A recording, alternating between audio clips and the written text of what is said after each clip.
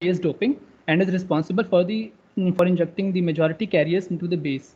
And second one is the base, which is sandwiched between the emitter and collector. This region is lightly doped and having the least area. And third one is the collector, which collects the carriers injected from emitter, which after a small recombination in the base region gets collected in the collector area. So this region has the highest area and intermediate doping. These are the operating regions of the BJT in this NPN BJT. And the first mode is the forward active mode, in which base emitter region is forward biased and base collector region is reverse biased. This mode is generally used in the high gain amplifier applications of the transistor. Second mode is the saturation mode, and in this both the junctions will be forward biased. Third one is the cutoff mode, in which both the junctions will be reverse biased. Now these two modes are generally used in the switching applications of the transistor. The fourth mode is the reverse active mode, in which base to emitter junction is reverse biased and base to collector junction is forward biased. And this mode is generally used in the low gain amplifier applications. Now coming to the voltage polarity, you can easily make out as you have already done this PN junction diode experiment, so that won't be a problem. Now coming to the first part now, this is the common base configuration in which the base will be common between the emitter and the collector region. Now voltage will be applied, input voltage will be applied between this emitter and base region, and the output voltage is applied from between this collector to collector and base terminal. And yeah, the polarity I think in this diagram is wrong because it is an NPN transistor. So the voltage polarity is must be reversed at this point. So take care of that. And this CB configuration, we will, I mean, both the CB configuration and the CE configuration, we will operate in this forward active mode only. Now coming to the input and output characteristics. So in the input characteristics, while plotting the input characteristic, the plot is between the emitter current and the voltage between the base to emitter terminal. And then and that this I, this emitter current is the input current, and VB is the input voltage. Now while plotting, we will keep this voltage between the collector and base to be a constant. Now when you keep this collector to base voltage as a constant, the characteristic that you obtain will be similar to the forward bias characteristic of the PN junction diode that you studied. So when you increase this collector to base voltage, the cut-in voltage of this emitter to base junction will decrease, so the curve will shift towards the left side.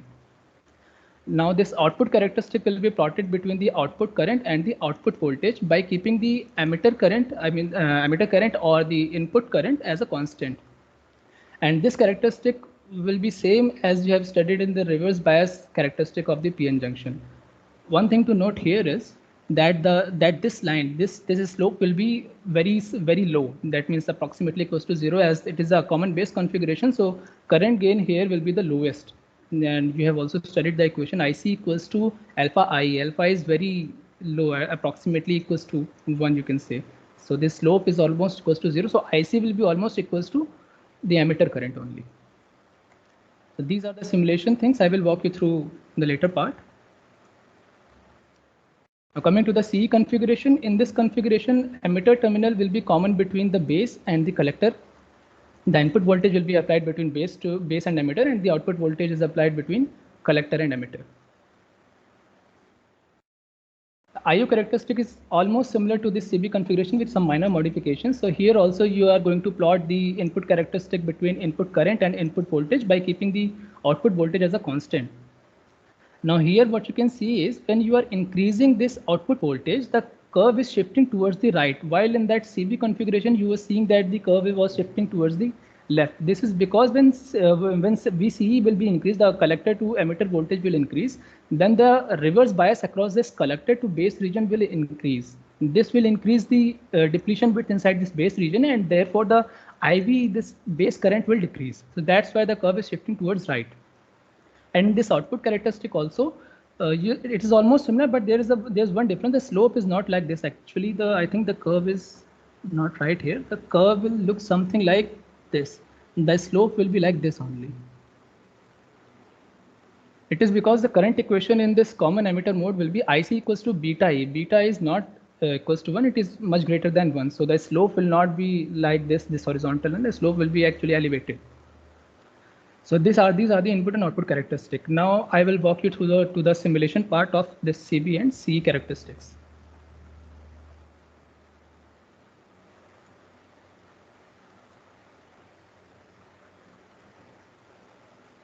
So let's see the input and output characteristic of common base configuration first. So as I was saying, in CB input characteristic, what you will do first is you will keep the output voltage as a constant. So I will slide this rheostat value to some voltage and make it a constant. And then I will increase this slider of this rheostat from the input side to increase my input voltage, this base to emitter voltage, and I'll add it to the table. Similarly, I'll slide it more and keep entering these values in the table, and then at last I will plot it.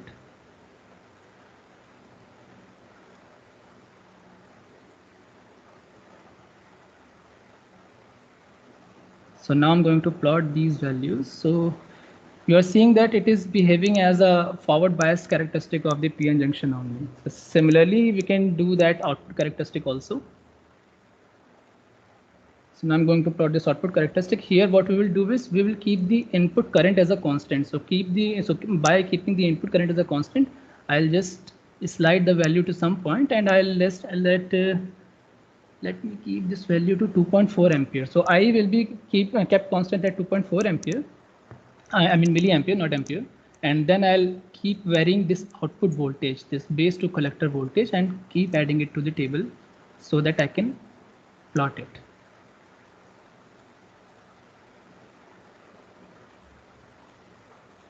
So let's plot this. You can see the curve is like this. When you will again move these values and this input current value to some other voltage and some other current values, so then you will get a different plot. And I will suggest you to at least make this plot for 2 to 3 emitter current values. So similarly, we can also do this thing for this common emitter configuration.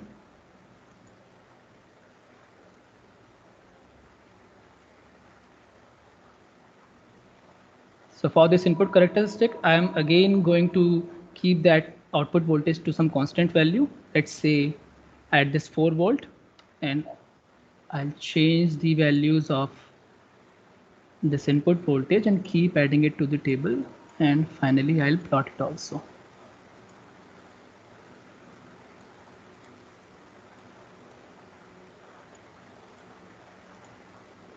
So I have plotted it, and you can observe that this will look same to the forward bias characteristic of the PN junction diode.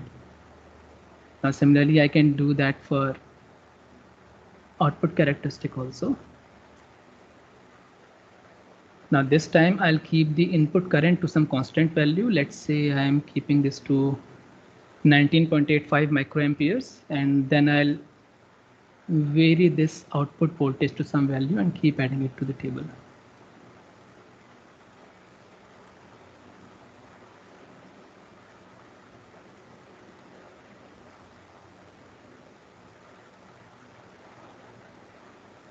Now I'll plot it, and you can see this plot like this, and you can do this for other values of the input current also, and you will plot these values in a graph. So that's it from my side. I will ask Naveen to share his screen and explain the third part of the experiment. Naveen, yeah. Can you listen? Thanks. Yeah. Good afternoon, everyone. Let me share my screen.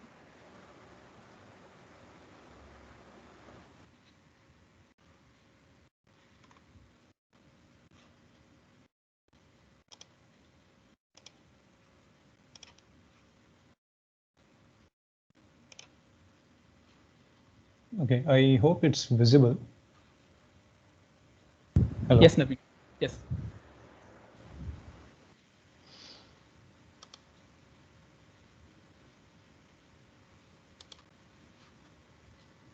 Yeah, so it's full screen, right? Yes. Okay. Yeah, good afternoon, everyone. So in this third part of the experiment, we will look at the frequency response of common emitter amplifier. So here we'll just cover three basic things. One of them is the bypass capacitors that we are using in the circuit. We'll talk about the coupling or the blocking capacitors at both the input and the output. And then finally, we'll see the frequency response of this common emitter mode. As you can see the circuit diagram here, so let me just quickly explain the circuit diagram. So we have our usual voltage divider circuit here, the R1, R2 network.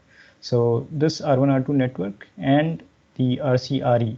So these four resistors, they are actually setting up the Q point of the BJT, the operating point in DC configuration. And once your DC configuration, your DC point is set, and then you try to give it some small signal at the input, whose amplified form will appear at the output. So here, if you notice in parallel with this RE, we have this CE. So this is your bypass capacitor.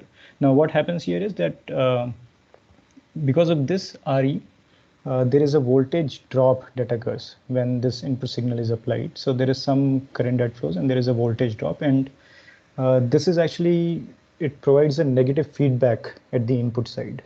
So that overall reduces your gain. So to counter this effect, we are using a bypass capacitor so as to pass all the AC signal to the ground through this capacitor, so that this RE is used only for keeping the DC operating point, and it does not interfere with your gain. And here is the expression. So because this C appears in parallel with RE, and you want a very low impedance path through this C, so your XC should be way less than RE. And from the formula of XC, you have your 1/2 pi FC, that formula. So from here you can find out your C. Let's talk about the coupling or the blocking capacitor at input and output. So notice here we have one at the base CB and one at the output at the collector terminal. So these capacitors, they are called coupling capacitor because they are actually coupling your input AC signal to the BJT amplifier circuit. Similarly, from the circuit to the output side, you are using this coupling capacitor to couple the output from here to the final load across which you are measuring the output. Again, what happens here is that the idea here is that you don't want any DC noise which is present in your input signal. So although this is an AC signal, but there might be some noise, some DC noise, which can seep through to the network and then disturb the DC operating point here. So to stop that or to block that, you are using these coupling capacitors on both the sides. So at the output also, you want a pure AC amplified AC signal. So again, you want to use a coupling capacitor here. And then because it is blocking, we also call it a blocking capacitor. And the expressions, again, they come from the previous slide only, because this should provide a very low impedance path for your AC signals, right? So what happens is that when you consider the AC equivalent model, so there is something called an input resistance of this whole network that will appear in parallel with this. So from there, you can determine these expressions, and you can find out your CB and CC. So R0 here is again the output resistance of the whole network when you look from the output side into the network. So that is the output resistance offered by this whole network. Okay, let's talk about the frequency response of your common emitter amplifier. So let me just quickly run through the values that we are using in this design. So here we are using R1 and R2 of 47 kilo ohms and 10 kilo ohms. We are also using a collector resistor with 4 kilo ohms, and RE is 1K here. All the coupling and bypass capacitors, they are 10 microfarads, and you're using a load resistance of 2 kilo ohms. The input signal, because it is small, it is just 50 millivolts, and we'll be varying the frequency from 50 hertz to, although it is written 100 kilohertz here, but you will be going well beyond it, about 5 megahertz up to that value. So once you carry out this experiment, this is the expected plot Okay, so what happens is that at the lower frequencies, you will see there is a lot of attenuation. So not the whole signal will pass through your network. So there is attenuation here. But as soon as you reach the mid frequency region, so this is where you start seeing some gain, and it will stabilize here in this mid frequency region. And then again, after certain cutoff frequency, near the upper cutoff frequency, you will again start to see some decline in the gain. And as you go beyond this upper cutoff frequency, your signal will be heavily attenuated. So just one more point I want to mention here is that here you have these capacitor values, right? Your bypass and your coupling capacitor. So at the lower frequencies, what happens is that they are essentially behaving like open circuits. So that's one reason why you don't see a lot of signal passing through. Okay, and in the mid frequency region, these kind of give you a short circuit effect, and that's why there is a significant improvement in the gain. What happens at higher frequencies is that these are essentially short circuits, so you can practically replace them with a short wire here.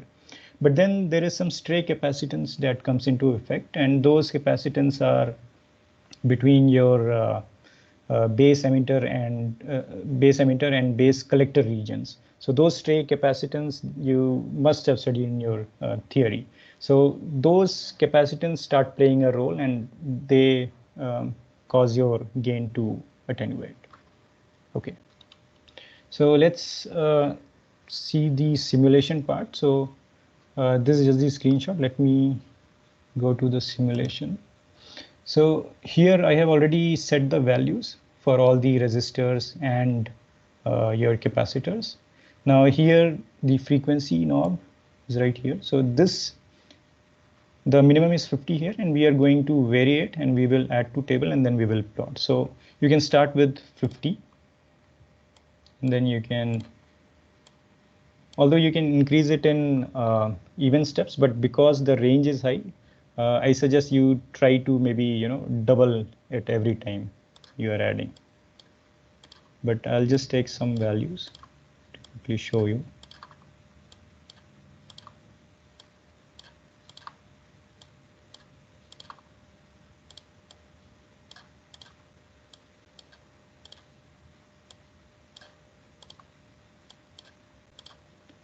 Okay, I have taken some sufficient values, I guess. So before I plot it, just notice here that initially at the lower frequencies, you see some low gains, right? For example, here you have just 10.6, and then it slowly increases. And somewhere here at the middle, you see it reaches 34. And then again, when the frequency is increasing, the gain is going down. So this is what is expected from this experiment. So let's plot it. Okay. Again, as noticed in the observation table, at the lower frequencies, you see very low gains. In the mid region, you see the gain to be maximum. And then again, it goes down after a certain upper cutoff frequency. So there is a lower cutoff frequency here, and there is an upper cutoff frequency here. And these values you can pick up from this. It's calculated by the simulator here. Another thing that needs to be mentioned is that if you look at this midband gain, which is calculated by the tool, it's showing some negative value. So that is some glitch in the software. So it's better that you pick up this midband gain from your plot, or you can also refer your observation table that you have taken. Okay, so that is all about this experiment. If you have any questions, it's yeah, tell me. Sir, how we will calculate midband gain? I didn't get that part. Okay, so midband gain, what I'm saying is that midband gain, you try to take it from these plot values. So for example, you can see this frequency is how much? 20 kilohertz, and this is 126 kilohertz, right? So your midband gain is the maximum somewhere in the middle. So try to plot a value, somewhere in the middle here and take that gain.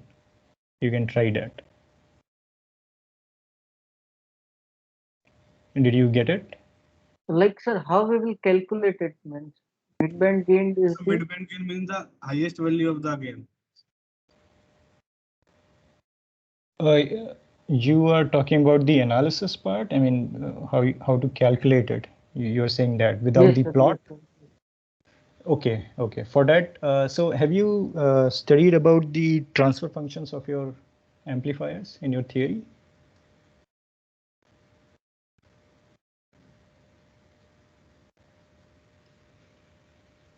Hello? Am I audible? Yes, sir. Are you asking about transfer function? Yeah. So have you studied about amplifiers in your theory classes?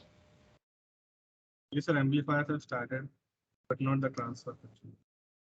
Okay, so what happens is that you will be deriving some transfer functions, right? So you are giving some input at some signal at the input, and then you are getting some output. So based on your amplifier model, there are certain BJT models available. We have RE model, RPi model. So these are all called small signal models. So you will be converting your circuit in that small signal model, and then you will be applying your KVL, KCL rules to get an expression for the transfer function. So there you will also be using your Laplace transforms. So those functions, they are actually function of frequencies. Okay. So in those frequencies, your aim will be to find out a frequency at which your gain is maximum. It will come from there. I mean, that is actually out of the scope of this lab class, because it's again a big topic.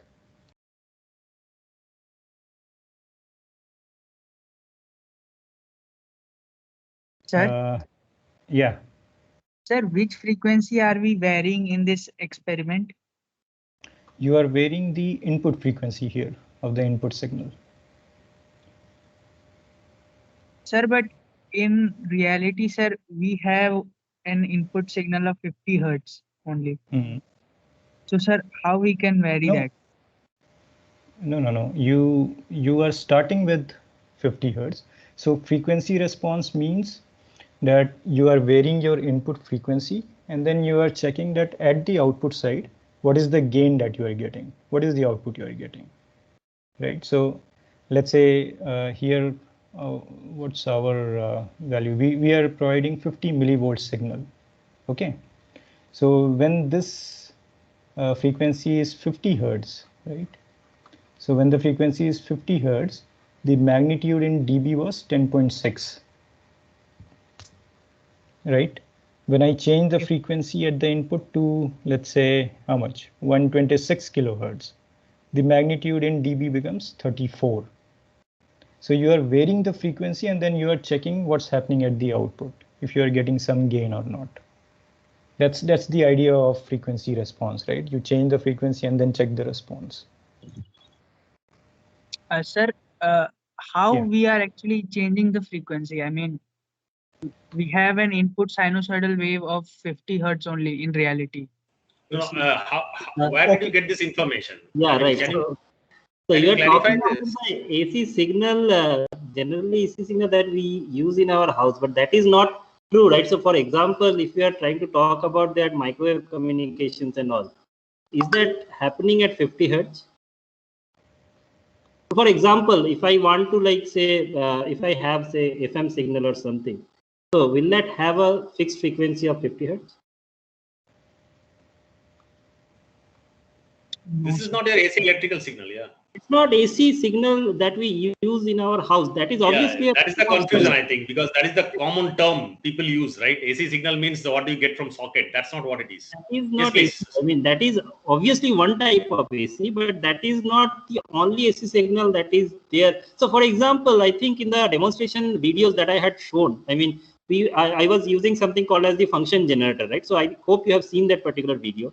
There I was actually generating sinusoidal pulses or triangular pulses of different frequencies, right? So what are the uses of those kind of signals that I am generating from the function generator. Obviously, we can use it for like communications, for signaling. There can be many tasks that I can use for those kind of signals. Whether they are AC signals, obviously they are AC signals, the signals that I was generating from the function generator, right? So for the DC signal, I had something called the DC source. I was also talking about DC sources as well.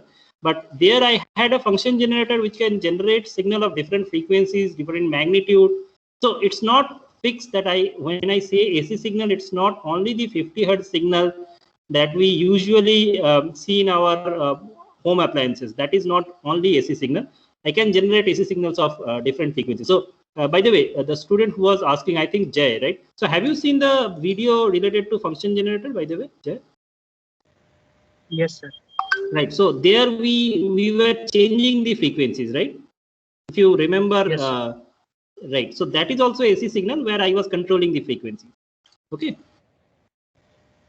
Okay, sir. Yeah, I think, sir, maybe when they study about oscillators, probably then it will be more clear, because then we can, I mean, they'll be designing, right, for certain frequencies also. Definitely. They have to design it for a particular frequency. Yeah.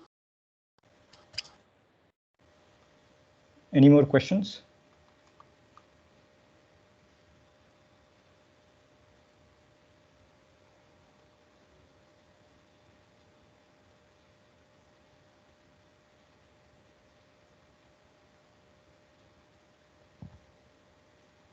Anything?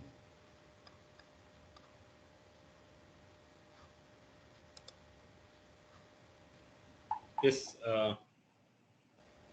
Yeah. Any more questions? Hello. So I was facing some internet issue. Hello. Yes, sir. You are audible. Yeah. Is there any other question from the students? No, sir. I can't hear anything. I mean, I think there is no more question. So Naveen, kindly create the assignment link so that students can submit their reports. Okay. I think process 10, we should give 2 weeks time, which is already decided, right? Yeah. 2 weeks. Fine. Yes. Okay then. So if there is no other question, I think we can conclude. okay, sir. Fine. Yeah. Thank you, student. Thank you. Okay. Bye. Thank you, sir. Thank you, sir. Thank you, sir. Bye. Thank you, sir. Thank you, sir. Sir, am I audible? Yeah, right. Yeah, go ahead. Sir, recently due to the heavy floodings, there was no electricity for 2-3 days. So like I can't access my desktop also. So can you please extend the deadline by 1 day for the previous assignment? Because it's entirely flooded in my area. Okay. I think Professor Bhattacharya, we can do that. 1 day is fine. 1 day we can give, but I think officially we should change it in the assignment so that during grading there is no confusion by the TAs. Yeah, we'll have to inform those TAs. Like. So I think I don't know whether they are here in this meeting or not. So we have to inform those TAs so that we can do it officially, because otherwise during the grading there will be confusion and there will be misgrades, I guess. Yeah. So yeah, we will ask them to extend the deadline by 1 day as you requested. So deadline, deadline which is tonight, because I guess electricity will come by today evening, so I will need a bit more time. Yeah, sure. So tomorrow night we will have it. Tomorrow, so we will extend, as you said, by 24 hours, and we'll ask them to do that. Okay, online we'll ask them to do that. And so you might just want to, I mean, we will ask them to do, so you might just want to keep an eye whether it has been extended and just post if it is. Professor Sen, I think being an instructor, we can also do it. So I'm trying whether I can change it or not. Otherwise, if you can do it, then that's great. We can do it now itself. Sir, I have 5 minutes. Let me check whether I can do it or not. Sir, so, yeah. Okay. I have a query, sir. In the last week's assignment, like that lab report, sir, in the Zener diode characteristics in VLab, sir, the plot that is coming is in the form of a steps. So like some of my friends have told me that the problem is due to the least count, which the VLabs assume is to be 0.001. So actually, so can we mention it in the discussion section that this is there is a reason like least count error due to which the plot is coming as wrong? See, yeah. So you can obviously mention certain observations that you have, even if the curve is in steps or wrong or whatever it is. But I mean, the shape of the curve does not matter as long as we can look into the characteristics, right? I mean, as far as it is more or less following the characteristics where it is kind of flat in the beginning and then you have a rise in the voltage, so then that's rise in the current. Sorry, rise in the current. So that should be fine. Okay, even if it is in step, okay, it looks like a step. It might not look exactly like the curve we plot. That's fine. And you can write your observations. Of course, you can write your observations. Why it is step and all. Sure. So when the current is actually rising, the VLabs graph plotter cannot Does not plot go beyond that. because Does not go beyond that. Yeah, I know that. Yeah, after it 5 cannot point plot. breakdown voltage, you cannot plot it. That's fine. You plot up to breakdown voltage. So your characteristic should be kind of flat and slightly increased just before that breakdown voltage, right? And after that, you won't be able to plot. That's fine. You write those observations. That's fine. Yeah, that is the limitation of VLab. We cannot do it. So, Shubhajyoti, can you please check whether the deadline has been changed or not? Yes, sir. I'm checking. It has been changed, sir. It has been changed, right? Yeah, so that's great. So yeah, so I have given one. Sir, one more thing, like in the oscilloscope plot, when we are changing the frequency, the graph comes very awkward type of thing. Means it doesn't sync with that. Means doesn't sync with the frequency actually. Yeah, so I think at the very beginning, one of the students were trying to talk about it. So that's a glitch. I mean, there is a reason for it. We are not going into that particular case because of the sampling that has been done during the plotting. So the problem we know about it when typically if you go for higher frequencies, the problem is more evident actually. Yes, sir. Yes, sir. Actually, for higher frequencies only. For lower frequencies, the graph is very smooth. Yeah, I know. Higher frequencies, Actually, it is very higher frequencies, we don't have enough number of samples, right? So what VLab is trying to do is that it's taking some sample points. It's not actually estimating the actual function. That means the mathematical function, right? So what it is trying to do is that it's trying to take points and then connecting with a line, right? So that's what VLab is doing. So if you are not taking sufficient number of points and then trying to plot a higher frequency, you'll have certain distortions. You might get a very odd signal, probably not the correct signal as well. So that's why at a higher frequency, VLab has a problem. At lower frequency, it should be fine. So if you are getting some error because of this kind of higher frequency signals that you are dealing with, please report it. I mean, we are already aware of it, but there is nothing much we can do about it. By the way, just to have a mention that when you work with an oscilloscope, the oscilloscope that we have that does not have that problem. We can operate with a very high frequencies. But yeah, VLab has a problem because of the way it samples and they plot the signals. You mean actual oscilloscopes? Not Yeah, I mean actual oscilloscope. Yeah, the oscilloscope that we have in our lab. Yes. Any other thing to clarify? And sir, for increasing the page limit means will marks be deducted? I mean, we have answered this couple of times, and please keep it like within the limit, right? So if I submit keep like it reasonable. Keep it reasonable. So we have seen one or two submissions where 80 pages are there, right? So so we don't want that to happen. The TA who is evaluating, is it possible to evaluate an 80-page report? I mean, just imagine that 130 students are submitting reports of 80 pages. Will that be possible to evaluate? It's not, right? So keep that reasonable. The limit that we have mentioned is just for the guidance. Don't submit a one-page report or like 110-page report. Keep it reasonable and that will be fine. Is it okay, Shubham? Yes, sir. Actually, I was the one who submitted. It's not. So please don't do that. I mean, yeah, you should not, because it is actually, we are not penalizing unnecessarily. It's not actually possible to evaluate the quality of a report. It's fine. Initially one time maybe they have done, we are not going to penalize. But if you keep doing that, then maybe we decide. It's a problem, right? Sure.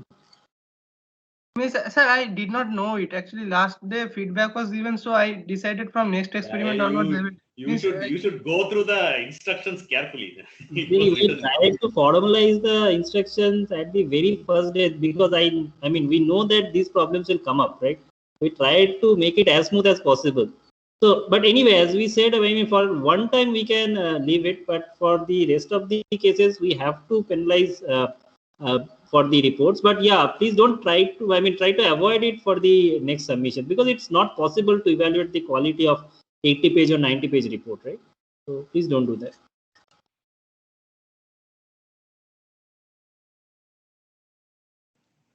Yes, anything else? Otherwise, we conclude. Okay, thank you, everyone. Bye-bye. Thank you, sir. Thank you, sir. Thank you, Thank sir. you, sir. Thanks. Bye.